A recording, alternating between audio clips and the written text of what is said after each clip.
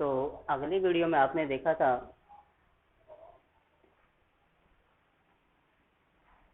जृंभ स्वह सिंह दंतास्ते गणित से शेर मुख खोल तेरे दांतों को गिनूंगा। इस नाटक में शकुंतला का जो पुत्र सरदमन था और दुष्यंत के बीच में वार्तालाप होती है, और वार्तालाप में आपने देखा था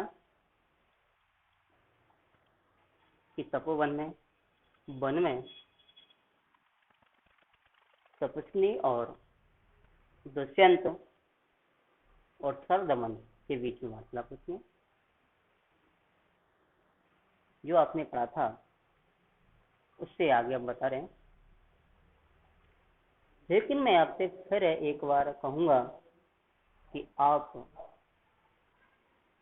इन वीडियो का अधिक से अधिक लाभ उठाएं और चैनल को लाइक और सब्सक्राइब और कमेंट कि आपको वीडियो कैसी लग रही है कमेंट में अवश्य लें।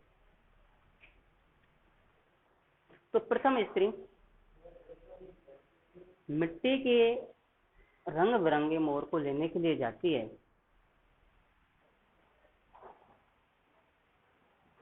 और जाने के बाद में फिर वापस लौट के आती है।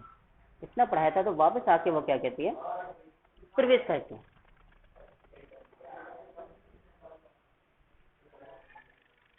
सरदमन शकुंतला कि इसकी सुंदरता को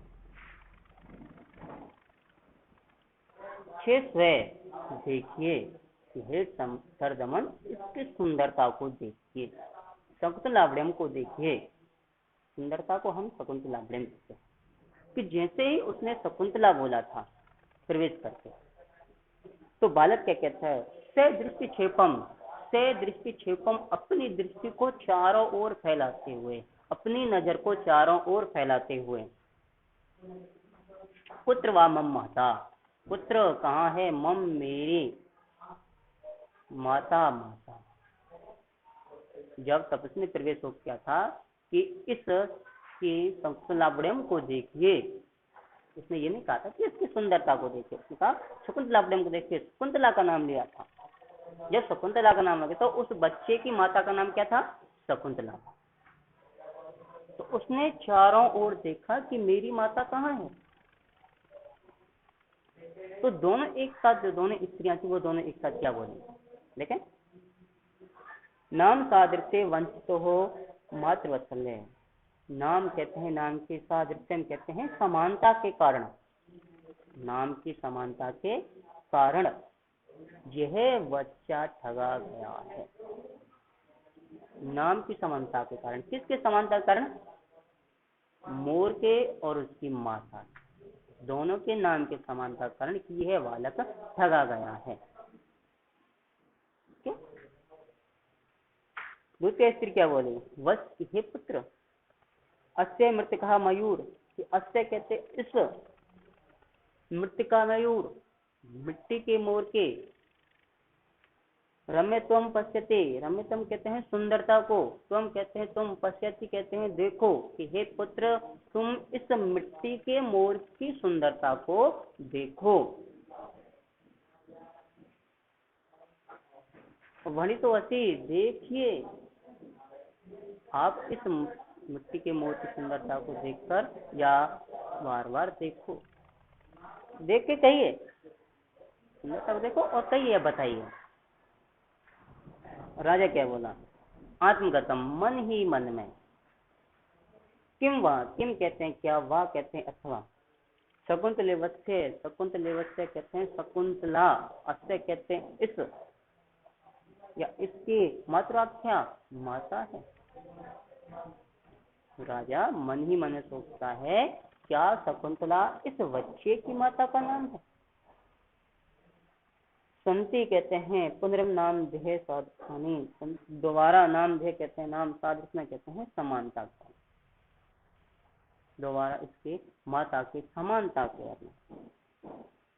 बालक बोला, माता रोचते, माता कहते हैं माता, हे माता उन स्त्रियों से क्या कहता है कि हे माता, रोचते में ऐसा है, रोज से कहते हैं अच्छा है, मैं कहते हैं मेरा, ऐसा कहते हैं भद्र मयूर सुंदर, कि जो ये मोर है ये बहुत मुझे अच्छा लगा है, सुंदर लगा है। इसे किणकम आदत है कि इसे खेलने के लिए दीजिए। वह कहता है कि हे माता, कि ये मोर अति सुंदर है, तुम इसे खेलने के लिए दीजिए। प्रथम स्त्री बोला विलोक्य देखकर, प्रथम स्त्री उसकी ओर देखकर, सुहृद्वम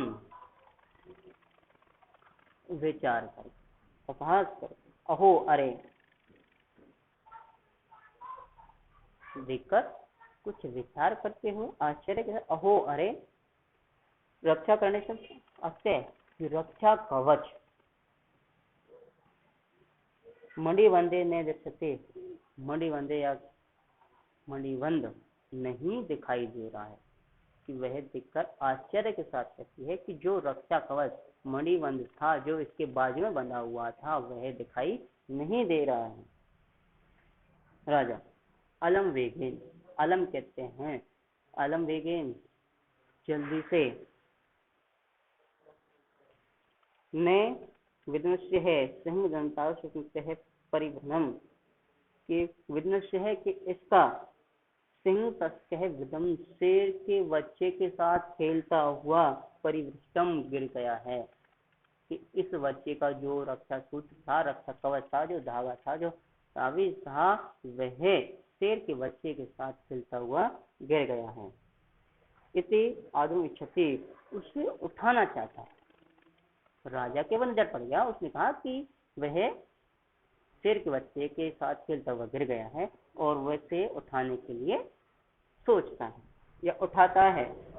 उवे जैसे ही वो उठाता है तो दोनों स्त्रियां एक साथ क्या बोलेंगी, माँ मत, नहीं, खलो वेदों अवलंबे है, कि इसे उठाइए, कि इसे तुम मत उठाइए। जिससे वो उठान करता है वो कहता है, दोनों कहते एक साथ इसे मत उठाइए। कथम कैसे, गृहीतम एनम, इसने उठा लिया, अरे इसने कैसे उठा लिया। इति विस्मयाद, वो दोनों आश्चर्य के साथ परस्परम अवलोक्य आपस में देखती हैं, वो दोनों आश्चर्य के साथ आपस में देखती हैं। ओहे तो राजा बोला, किमर्थम प्रतिवद्धा इसमें, किमर्थम कहते हैं किस लिए प्रतिवद्धा इसमें, मुझे रोका जा रहा था। वह कहता है कि मुझे क्यों रोका जा रहा था। प्रथम स्त्री बोली, सुनो तू महाराज, कि महाराज सुनिए क्यों रोका जा रहा था। ऐसा अपराजित नामो औषधि, ऐसा कहते हैं अपराजित कहते हैं अपराजित, औष नाम है कहते हैं औषधि, जात कर्म से जात कर्म के समय भगवता मारीचेन दत्ता, भगवान मारीच ने दी थी। हे महाराज सुनिए, यह अपराजित नाम की औषधि है और इसे इसके नामकरण के समय भगवान मारीच ने दी थी। एतम किलम, यह निश्चित रूप से माता पिता स्वयं, वो कहते हैं कि इसे निश्चित रूप से इसके माता पिता और स्वयं इसके वर्जित वहा प्रो के अलावा दूसरा भूमि पतितः, भूमि पर पड़ी हुई को न कहते नहीं, गृहित कहते हैं उठाता है। कि इसे निश्चित रूप से इसके माता पिता और स्वयं इसके अलावा भूमि पर पड़ी हुई को नहीं उठाता। ये प्रथम स्त्री ने कहा। तो राजा उसके बाद उसमें क्या कहता है, अथम गृहित, कैसे ग्रहण नहीं करता है, कैसे नहीं लेता है। प्रथम स्त्री फिर बोल दोबारा, तदस्तम सर्पो वत्वा दृष्टि, तदस्तम कहते हैं उसे, सर्पम कहते हैं सर्प, वत्वा कहते हैं होकर या बनकर, दृष्टि कहते हैं दस लेती है। जो ये तावीज है, जो ये मणिबंध है, यह सर्प बन के उसे दस लेती है। राजा क्या बोला, भवद्याम कदाचित प्रतीक्षम से प्रिया, भवद्याम कहते हैं आप दोनों ने, कदाचित क्या कहते हैं कवि इसको, प्रत्यक्ष कृता कहते हैं प्रत्यक्ष रूप में, प्रक्रिया कहते हैं प्रक्रिया को। क्या तुम दोनों ने इसे प्रत्यक्ष रूप में सर्प बनते हुए देखा है, सर्प बन के डसते हुए देखा है? प्रत्यक्ष रूप से, वास्तव में, हकीकत में। उभे, उभे का दोनों एक साथ बोलती हैं। अनेकश, अनेक बार, ये महाराज अनेक बार देखा। राजा क्या बोला? सहर्षम आत्मगत, वह मन ही मन से हर्षम प्रसन्न होता है। आत्मगतम, मन ही मन, वह मन ही मन में प्रसन्न होता है। कथम संपूर्ण एवं में मनोरथम नंदेश्यामी, कथम कहते हैं कैसे, एवं कहते हैं ही कैसे ही, संपूर्ण एवं संपूर्ण भी, मैं कहते हैं मेरी मनोरथम मन की इच्छाएं, मैं अविंदामी बची हुई हैं।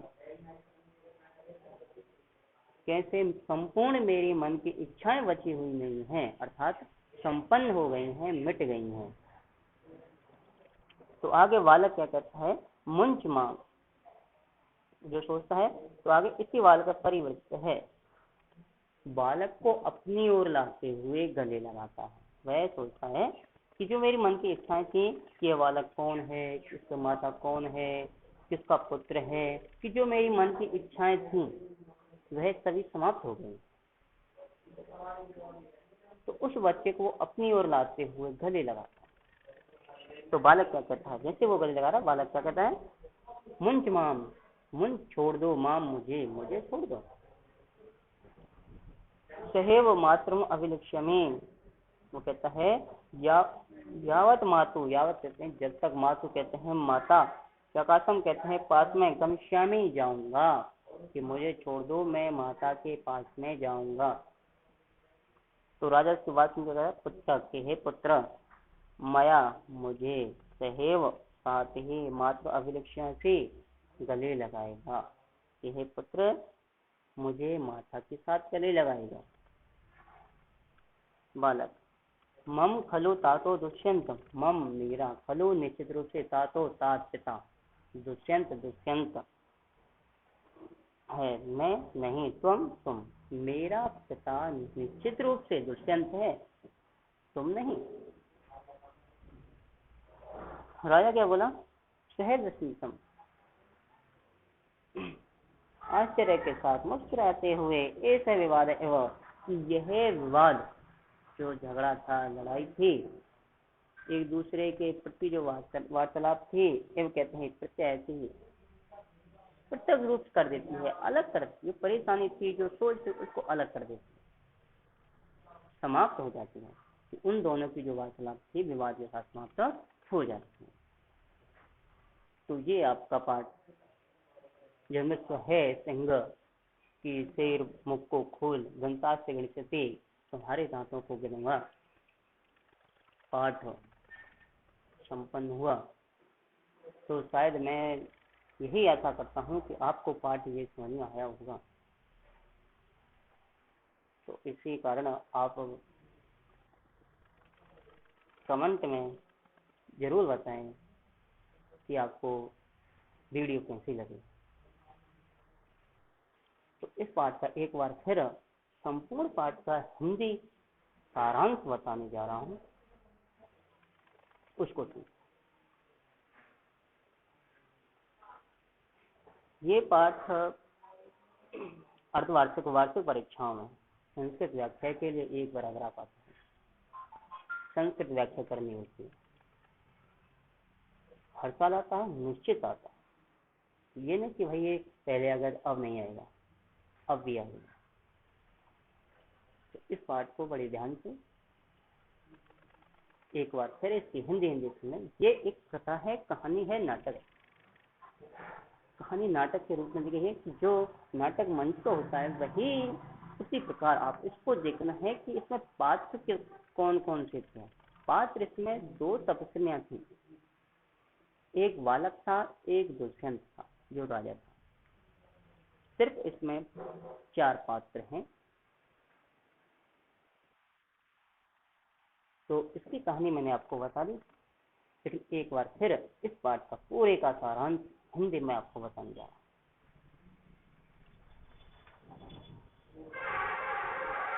कि जो ये पाठ है अभिज्ञान शकुंतलम से लिया गया। इसके रचयिता है महाकवि कालिदास।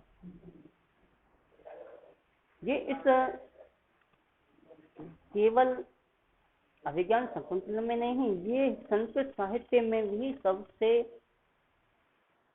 बड़ी रचना है महाकवि कालिदास जी। और इसमें यही कहा गया है, काव्येषु नाटकम रम्य है तत्र रम्य शकुंतला, कि काव्यों में नाटक सुंदर होता है और नाटकों में भी जो अभिज्ञान शकुंतलम नाटक है वह श्रेष्ठ है, सबसे सुंदर है। इसमें क्या होता है कि जो राजा दुष्यंत था वह इंद्र के साथ युद्ध करने के बाद में वापस अपने राज्य लौटता है। तो लौटते समय रास्ते में तपोवन मिलता है। उस तपोवन में एक बच्चे को शेर के बच्चे के साथ खेलता हुआ दिखता है और उसको आश्चर्य होता है कि यह इतना वीर हाथी किसका बच्चा है। तो यह जानने के लिए वो उसके पास में जाता है और जाकर वो क्या कहता है देखिए। पर्दे से आवाज आती है भीतर से, निश्चित रूप से चंचलता मत करो, तुम अपने स्वभाव को कैसे दिखाते। बालक वहां पर कुछ चंचलता करता है, हलचल करता है, ऊधम करता है। तो वहां से आवाज आती है कि तुम ऊधम मत कीजिए, चंचलता मत कीजिए, और अपनी चंचलता के स्वभाव को कैसे दिखा रहे हो। तो आवाज आ रही थी, तो राजा ने सुना। क्या सुनता, कान देकर ध्यान से सुनता है कि यह जो स्थान है, आवाज आ रही थी वहां से कि यह स्थान निश्चित रूप से चंचलता का नहीं है। तो उस समय बाद तो दो स्त्रियां जो तपस्विनी थीं, उनके साथ वन में रहने वाली स्त्रियां थीं, उस बच्चे को जबरदस्ती ताकत से, बल से खींचते हुए या पकड़ते हुए अपने साथ लेके आ रही थी। और जब वो सामने आता है तो उसका दृश्य कैसा था, उसका रूप कैसा था बच्चे का, वो बताया है कि अपनी माता के स्तनों से आधे दूध को पिए हुए, अर्थात जब वो दूध पी के आया था उसका मुख सना हुआ था और उसके गर्दन पर बाल फैले हुए थे। शेर के बच्चे को खेलने के लिए वह जबरदस्ती खींच रहा था। इस प्रकार का दृश्य आता है और वो तीनों पात्र, दो स्त्रियां और एक बच्चा मंच पर आते हैं पर्दे से आगे।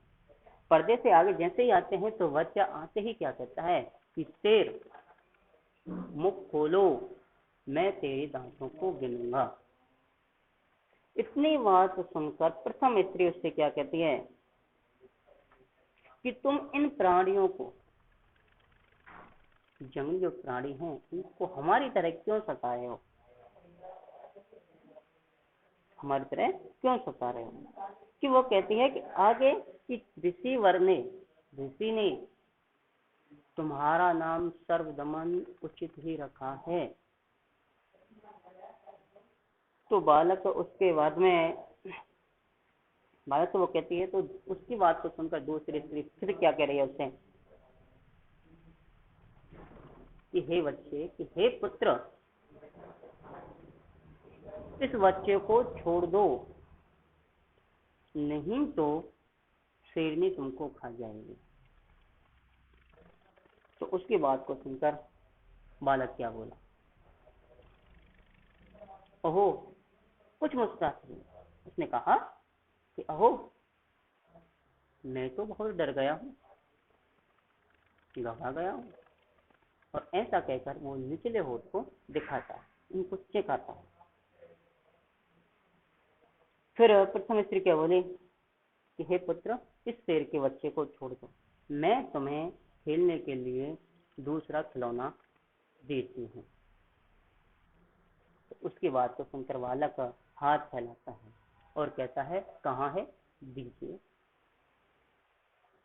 तो दूसरी स्त्री फिर क्या बोले कि हे सुब्रते, ये कहने मात्र से नहीं रुक सकता है, तुम मेरी कुटिया में जाइए, वहां पर मार्कंड ऋषि कुमार का रंग बिरंगा मिट्टी का मोर रखा है, उसे ले आइए। इतनी बात सुनकर प्रथम स्त्री वहां से निकल जाती है। बालक फिर क्या बोला कि तब तक मैं इससे ही खेलूंगा। ऐसा कहकर वह तपस्वी की ओर देखकर हंसता है। तपस्वी क्या बोले कि तुम तो मुझे नहीं गिनते हो, मेरी कोई बात नहीं मानते हो। पास में देखते हुए कोई यहाँ ऋषि कुमार है। फिर उनको राजा दिखाई देते हैं। राजा से बोलते हैं कि हे सज्जन पुरुष, यहाँ पर आइए और खेल ही खेल में इससे इस शेर के बच्चे को छुड़वाइए। राजा पास में आता है, मुस्कुराते हुए कहता है कि हे ऋषिपुत्र, इसको छोड़ दो। इतनी बात सुन के स्त्री बोली कि हे सज्जन पुरुष, यह वास्तव में ऋषिपुत्र नहीं है। राजा ने कहा कि मैंने इसकी आकृति, बनावट और इसकी चेष्टाओं को देखकर, इसकी क्रियाकलाप को देखकर मैंने ऋषिपुत्र इसलिए कहा है।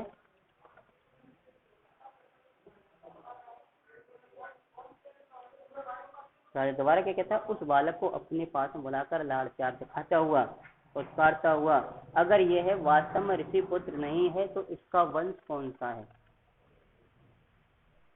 तब उसने बोली, पुरुवंश, यह पुरुवंश का। तो पुरुवंश सुनते हुए राजा बोला कि हम दोनों का, इसका और मेरा दोनों का एक ही वंश है। फिर तपस्वी बोलती है कि हे सज्जन पुरुष, कहिए कि सुंदर जो इसकी माता है, उसने, अप्सरा के समान जो सुंदर इसकी माता है, उसने इस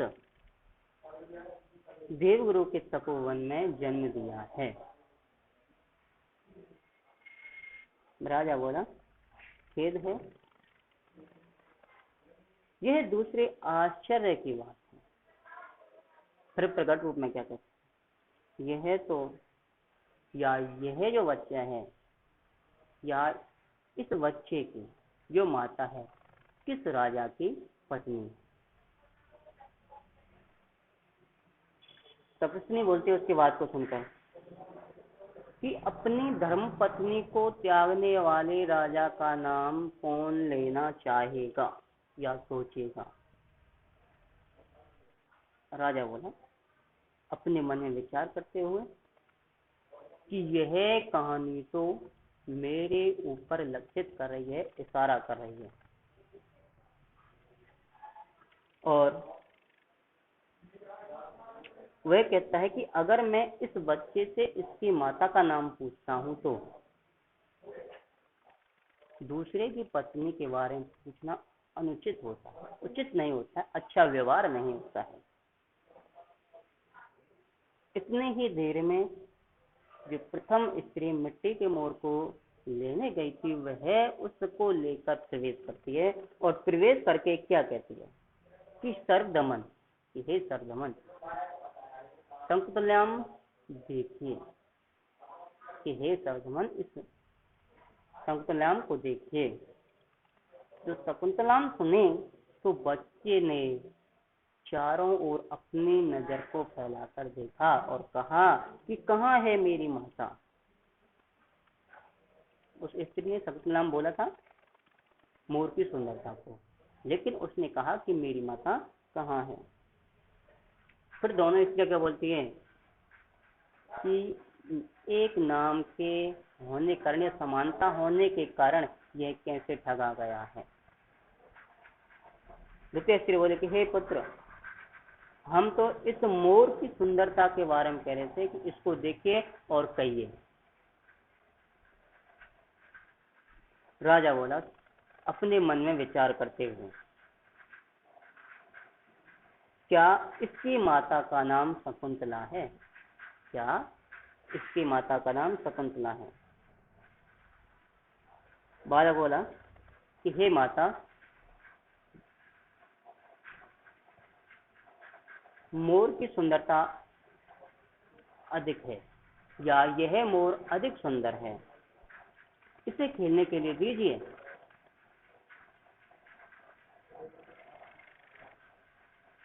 तो उसके बाद में जैसे वो खेलने के लिए हाथ बढ़ाता है तो हाथ में उसका बाजूबंद या रक्षा कवच नहीं था। तो प्रथम स्त्री ने उससे कहा, विलो के देखकर कुछ घबरा परेशान होकर, कि अरे इसके बाजू में तो रक्षा कवच नहीं है, यह दिखाई नहीं दे रहा है, मणिबंध दिखाई नहीं दे रहा है।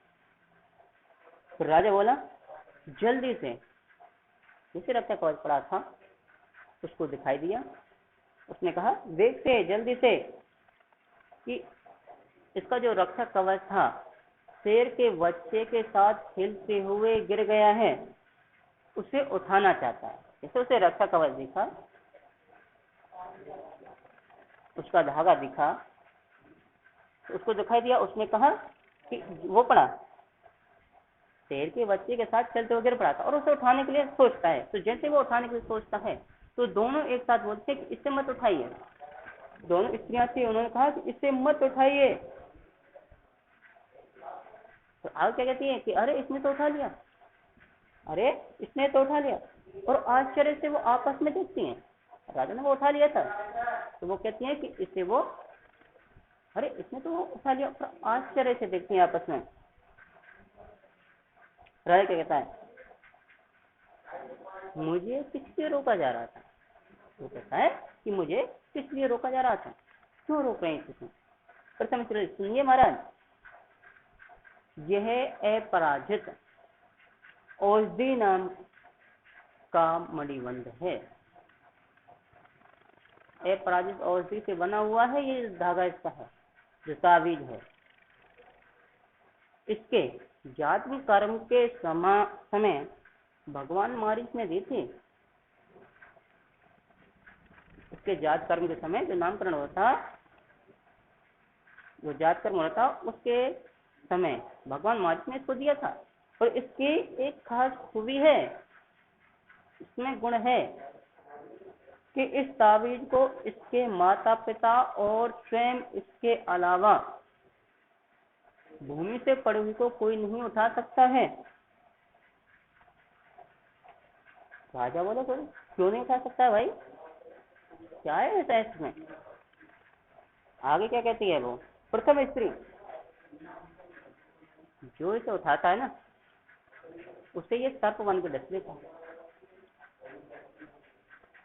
राजा बोला, क्या तुम दोनों ने कभी प्रत्यक्ष रूप में देखा है? प्रत्यक्ष रूप मतलब वास्तव में देखा है कि ये सर्प बन के डस लेता उसे? दोनों क्या बोले, अनेक बार देखा महाराज। राजा बोला, मन में प्रसन्न होकर, खुश होकर, कैसे मेरे अंदर जितनी भी या संपूर्ण मन की इच्छाएं थीं वह समाप्त हो गई, नष्ट हो गई। मन की इच्छाएं कैसे थी, क्या थी उसकी, कि भाई न धैर्यवान शक्तिशाली ताकतवर पुत्र किसका है, कहाँ से आया है, जो मन की इच्छाएं थी, जो मैं पूछना चाह रहा था, वो तो समाप्त हो गई। क्यों हुई थी पता है? कि उस स्त्री ने क्या कहा था, इसके माता पिता और स्वयं इसके अलावा इस तावीज को, इस मणिबंध को कोई नहीं उठा सकता। अगर कोई उठा लेता है तो उसे यही तावीज सर्प बन के डस लेता है। लेकिन मैंने तो उठा लिया, मुझे तो सर्प बन के नहीं डसा। अर्थात इसकी माता ने नहीं उठाया, इसने नहीं उठाया, तीसरा मैंने जो उठाया है सर्प बन के नहीं डसा। बचा कौन? पिता। तो मैं इसका कौन हूँ? पिता हूँ। जो मन की इच्छाएं थी वो समाप्त हो गई। आगे क्या होता है देखें, और वह उस बालक को, प्रसन्नता के साथ प्रसन्न हो गया, भाई मैं तो इसका पिता हूँ, ये मेरा पुत्र है। उस बालक को अपने गले लगाने के लिए खींचता है पकड़ के। तो जैसे वो गले लगाने के लिए खींचता है, अपने गले लगाता है, तो बालक क्या कहता है कि मुझे छोड़ दीजिए। वह बालक क्या पता ये कौन है, वो तो समझ गया राजा ये मेरा पुत्र है, लेकिन बालक को क्या पता कि मेरे पिता है। उसने कहा कि मुझे छोड़ दीजिए। कि माँ के, वो कहता है कि मैं अपनी माता के पास में जाता हूँ, मुझे छोड़ दीजिए, मैं अपनी माता के पास में जाता हूँ। तो राजा बोला कि हे पुत्र, क्या माता के साथ तू मुझे अभिलंबन करेगा, गले लगाएगा? फिर उसकी बात सुन राजा क्या कहता है, बालक मेरा पिता निश्चित रूप से दुष्यंत है, तुम नहीं। कि मेरा पिता निश्चित रूप से दुष्यंत है, तुम नहीं। तो राजा क्या कहता है कि प्रसन्न होकर मुस्कुराते हुए कि जो हमारा विवाद था, आपस में जो लड़ने का तरीका था, जो हम आपस में बहस कर रहे थे, वह इस तरीके से क्या होता है, संपन्न हो जाता है, खत्म हो जाता है, मिट जाता है, समाप्त हो जाता है। कि जब हम किसी के बारे में अनजान होते हैं, चाहे हमारे सामने कोई भी क्यों ना हो, हम उससे उसी प्रकार बोलते हैं कि अनजानों की तरह। कि जैसे ही रामायण में क्या होता है, राम और लव कुश के बीच में युद्ध होता है, लव कुश को क्या पता कि हमारा पिता है। तो इसी प्रकार जब कोई अपनों से अनजान होता है, उसके साथ अनजान तरीके से ही व्यवहार हो जाता है। तो इस पाठ में बालक की वीरता के बारे में बताया गया है। बालक की वीरता आपने देखी सुने कि वह शेर के बच्चे से कहता है कि शेर मुख खोल तेरे दांतों को दूंगा। वो तो बालक था, कितना वीर था, कितना शक्तिशाली ताकतवर था, लेकिन अब किसी के सामने, बच्चे क्या किसी बड़े के सामने अगर शेर आ जाता है तो वो डर जाता है। तो ये आपका पाठ हो गया। तो आपसे मैं बस यही कहूँगा कि आप अधिक से अधिक चैनल को सब्सक्राइब करें, लाइक करें, और आपको पाठ कैसा लगा कमेंट करें। धन्यवाद।